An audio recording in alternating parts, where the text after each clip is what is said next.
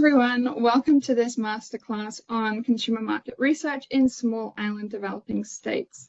I'm Jess, I'm a consultant with the World Bank working in tourism for development, and I'm excited to be here today to take you through this interesting report.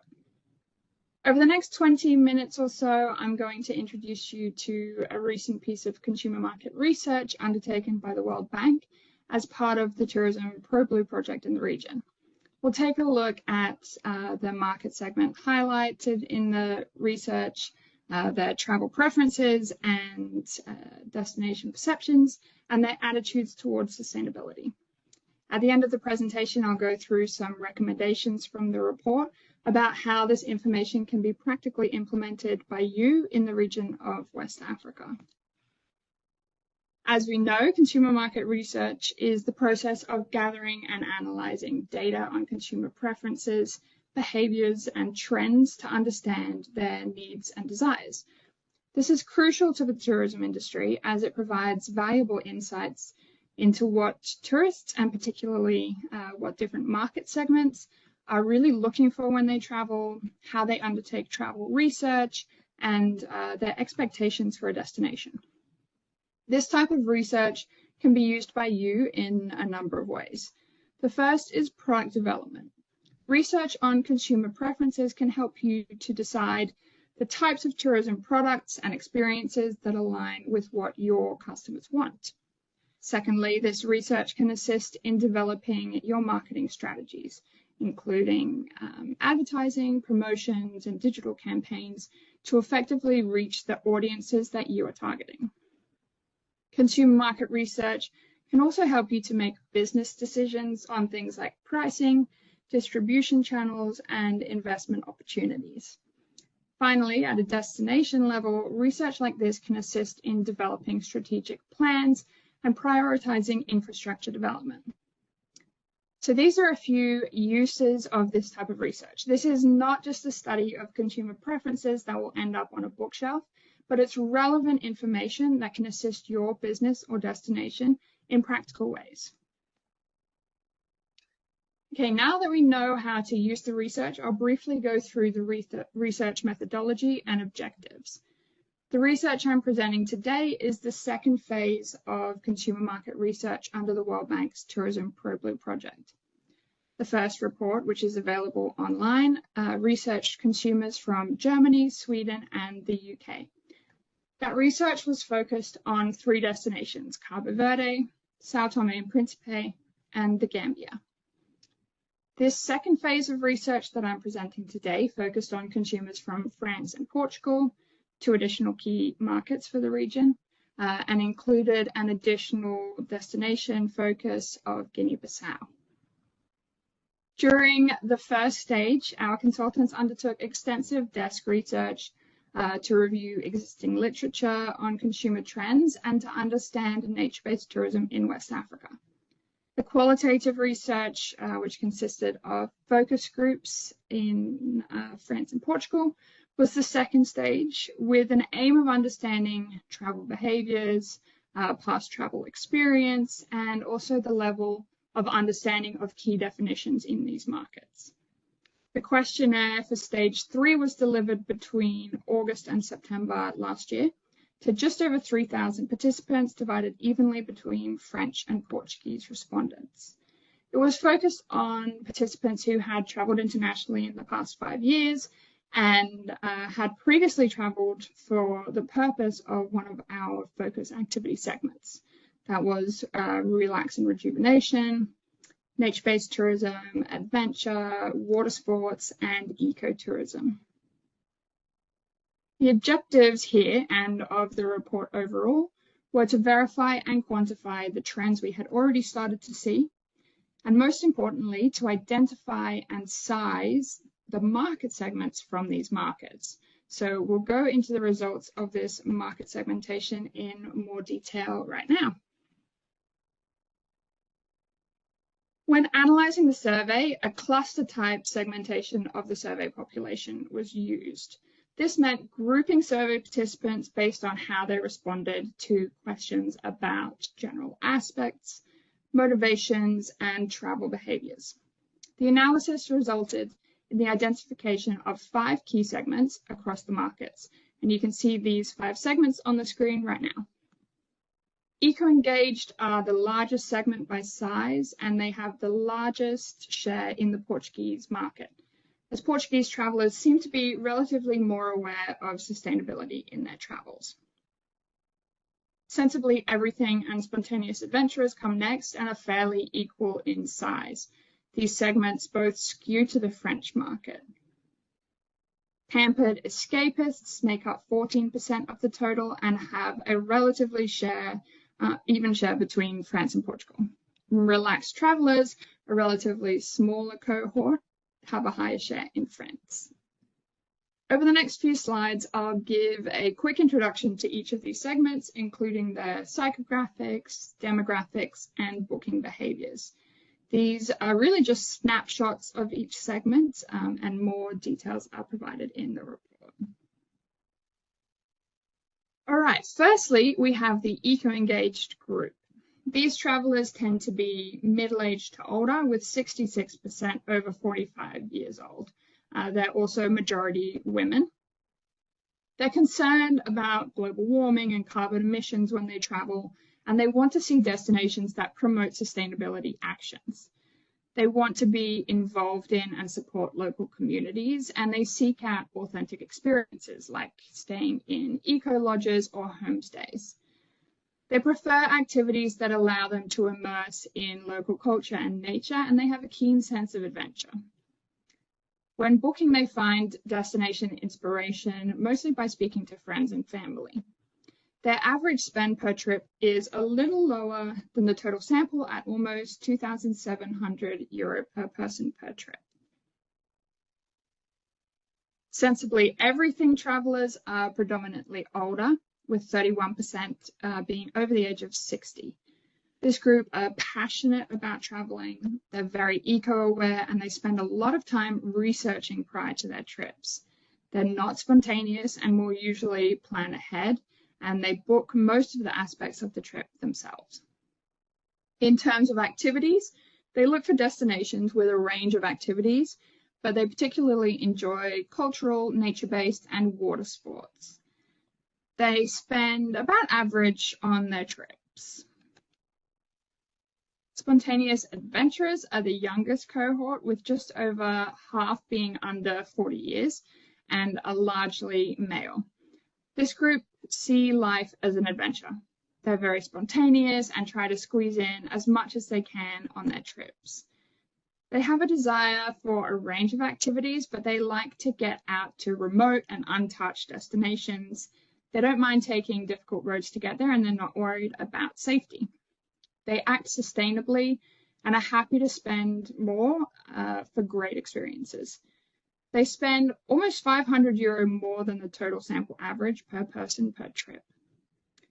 This is the group most likely to take travel recommendations from travel agents in the early stages of their booking journey as well.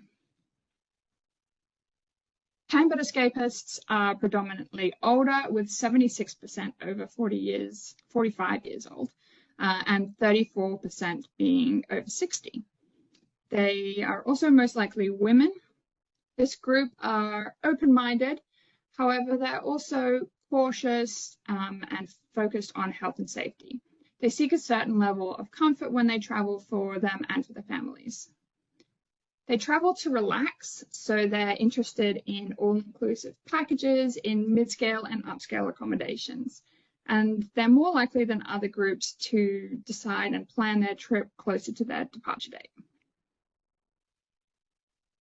The final segment, Relaxed Travelers, are again a predominantly older crowd, with 70% over 45 years old and 38% over 60. This group are relaxed and easygoing, fit and active, and they're not worried about spending on quality accommodation and food options. Like Pampered Escapists, they want to relax and rejuvenate when they travel, and they're interested in all-inclusive packages in upscale accommodation. This group are not interested in sustainability, and they spend around €115 more per person per trip than the total sample average. Okay, now that we have an overview of the market segments, we're going to look a little more closely at some of these points to better understand segment preferences. So we'll look at priority destination attributes, activities undertaken, and booking habits, and compare these across the segments. To start, we're going to look at the features of a destination that each market segment rates as important or very important in making travel decisions. There are just a few points I'd like to highlight here. So sustainability, which is the last point on the chart, is most important to eco-engaged travelers. That's the bright green line. This group also has a tendency to rate all destination attributes as important. As you can see, it's quite high across each of these attributes. In comparison, relaxed travelers, the dark green line, are very unconcerned with sustainability, and they also seem to have lower expectations of the destination in general across the factors. Going back to the very top of the chart, we can see that natural assets are the most important factor for the group as a whole when making destination decisions. One step down, looking at safety, we can see that this is important for a lot of travelers, but it's of critical importance to eco-engaged, pampered escapists, and sensibly everything. Spontaneous adventurers and relaxed travelers are less concerned with safety when they're in a destination. And then the next point down, cultural assets, is the most important to eco-engaged and sensibly everything groups.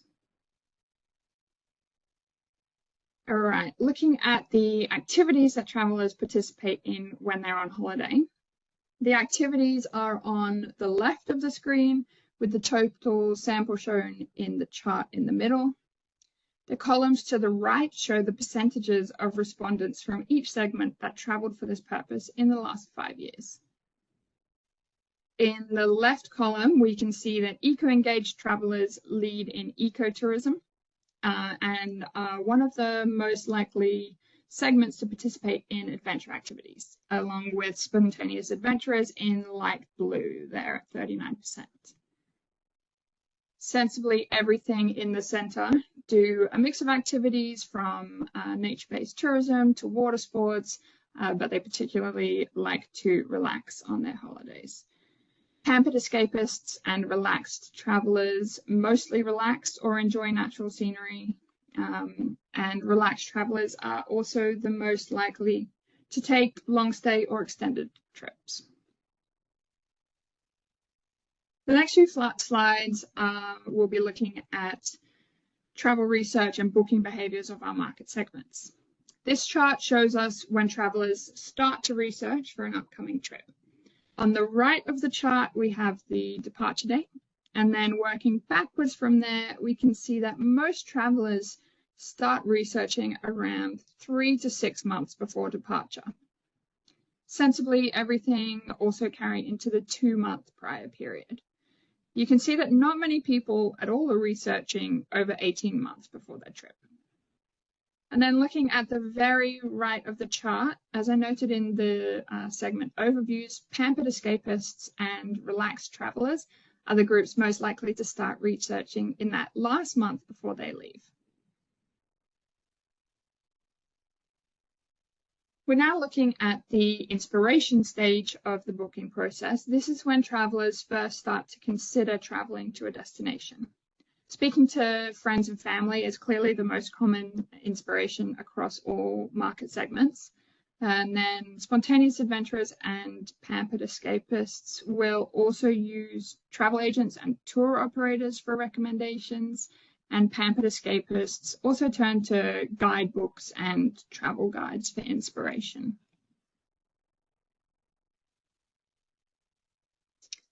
The final 2 slides in this section are looking at accommodation preferences.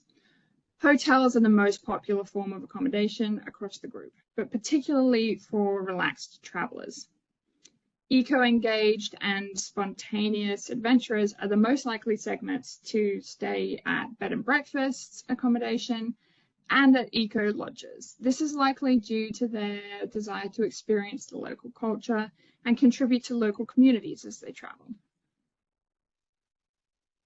When we look at the type of hotel or resort visitors stay in, mid-scale accommodation, that's 3.5 to 4 star, is most popular among most of the segments. However, pampered escapists, relaxed travelers, and even spontaneous adventurers are also staying in upscale accommodation. As we saw in the segment overview, these three segments tend to be okay with spending more money as long as they're receiving a high quality product. I'd just like to take a quick dive into traveler attitudes towards sustainability, given its relevance to ecotourism. Survey respondents were asked how they define several key terms in tourism. This gives us an idea of how they interpret a destination based on the wording we use in marketing. Here you can see the top 3 results for defining nature-based tourism on the left and ecotourism on the right. Travelers perceive nature-based tourism as exploring green areas and wide open spaces, observing wildlife, and there's that component of conserving the environment and ecosystem. In comparison, the top 3 concepts associated with ecotourism are all related to sustainability. They see ecotourism as travel to conserve the environment, avoiding wasteful consumption, and staying in eco-friendly accommodation options. This gives us a good idea of the messages we're sharing when we use these terms. Here we're looking at the importance of sustainability in trip planning for each of these segments. They could choose from a scale from the lowest importance, I don't really think about sustainability when I plan my travel, to the highest importance. Sustainability is top priority. I plan travel based on sustainable choices. The chart shows us that eco-engaged and spontaneous adventurers are more sustainably minded when it comes to trip planning. You can see with the green boxes here that very few of these travelers say either of the lower 2 options when it comes to sustainability, meaning they try to make sustainable travel choices when they're available. This next section contains results that are specific to the destinations included in the research. That's Cabo Verde, Sao Tome and Principe, the Gambia, and Guinea-Bissau. However, we can also use these results to give us a little insight into how our market segments perceive tourism in the region. In this first chart, we're looking at, firstly, the awareness of survey respondents about each of the destinations. The next line down is whether they have ever visited the destination. And the last line is whether they would consider visiting this place in the future. Awareness is highest for Cabo Verde and is the also the likelihood to consider the destination in the future. Sao Tome and Principe has the lowest awareness of the 4 destinations, but it has the second highest consideration for future travel. So this means it's likely that many of those who are aware of the country perceive it well. While many travelers have heard of the Gambia and Guinea-Bissau, they're not as interested in traveling to these destinations. This may be due to lack of knowledge of the tourism offerings, particularly nature-based tourism, in each of these destinations. Now we're looking specifically at the likelihood to travel to these places in the future and how that differs between our market segments. Eco-engaged and spontaneous adventurers are likely to travel to both Cabo Verde and Sao Tome and Principe, likely due to knowledge of their natural assets. Of all travelers, we can see that spontaneous adventurers are also the most likely segment to visit the Gambia and Guinea-Bissau, around 15 to 20% for these 2. All right, so we've gone through all the data, but what does this mean for you? What can you take away from this research and implement for yourself? At the start of the presentation, I went over 4 ways consumer market research can be applied practically for your business or destination. Today, we're going to look at product development and strategic marketing, and I'll walk through some of the recommendations that came out of the report. For product development, the recommendations are to decide which segments you should target. The report highlights spontaneous adventurers and eco-engaged travelers as the target segments for this region. This is because they are the ones most likely to travel to the region. They are sustainability minded, and they engage in nature-based and adventure tourism. However, you can use the research to figure out which of these segments you prefer to target. The second recommendation is to find your unique selling point. That is something about your destination that is amazing and can only be found in this way in your location. Once you've found this selling point, develop products and marketing materials around it to highlight the best parts of your destination. An example for Guinea-Bissau might be a unique selling point built around its natural assets and biodiverse landscapes. These have the potential to be a catalyst for tourism in Guinea-Bissau. In Sao Tome and Principe, the main draw card could be pristine beaches and natural landscapes. This raw and untouched angle works really well for STP as a differentiator from other destinations. The final recommendation here is to develop products for your target segments based on their preferences. For the segments identified above, eco-engaged and spontaneous adventurers, this could be hiking and walking tours, gastronomical experiences focusing on local cuisines and highlighting traditional cooking methods, or products that explore nature at land or sea. I've also included here a few recommendations for marketing strategies. The first is to time marketing campaigns with booking habits.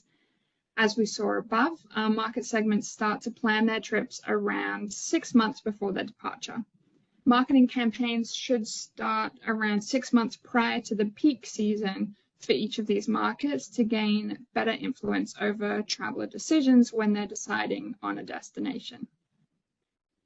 It's also important to use multiple information platforms to advertise. We saw in the research that travelers use multiple avenues to get information for their trips.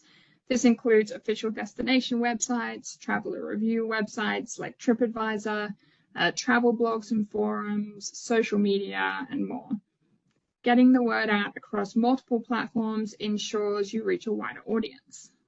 Many of the key segments also rely on word of mouth for travel recommendations, so driving marketing messages through influencers can help to boost appeal among the core target groups. It's important to check the platforms most used by your target segments and ensure that these are your priority avenues. The third recommendation is very important. Many travelers arrange most of their trips themselves using the internet. It's essential that travel businesses, from accommodation providers to tour operators and guides, have online booking facilities integrated into their websites to make independent booking easy. And then finally, it's important to provide destination information as part of marketing strategies. Since tourism in the region is still in its infancy, familiarity with the destinations is limited among our source markets. Marketing materials should include location information, offerings for leisure, nature-based and adventure activities, and even promote sustainability actions or priorities when targeting these markets. That is all from me today. Thank you so much for joining me to go through the research, and I hope you've taken away something useful on how to use this consumer market research for your product development and marketing decisions. Thank you very much.